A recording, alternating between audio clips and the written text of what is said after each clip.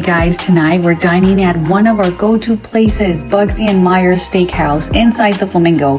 This place gets plenty of buzz, but here's a real question. Is this $200 plus dinner really worth it? We're checked in and let's see what we ordered.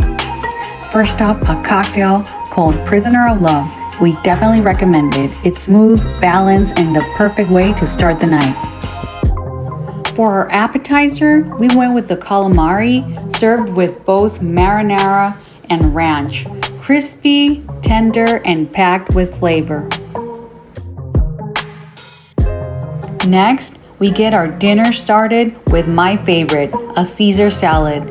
Perfect balance of lettuce, cheese, croutons, and dressing. For the main course, I ordered a 10-ounce filet mignon. It was cooked perfect, it was juicy, full of the classic steakhouse flavor, and on the side, we had creamy mashed potatoes, simple but rich and comforting. And to finish things off, the coconut shrimp, golden, crunchy, and paired with a tangy sauce that really stood out. So after all that, the bill came out to be just around $257. So we'll leave it up to you. Was it worth it?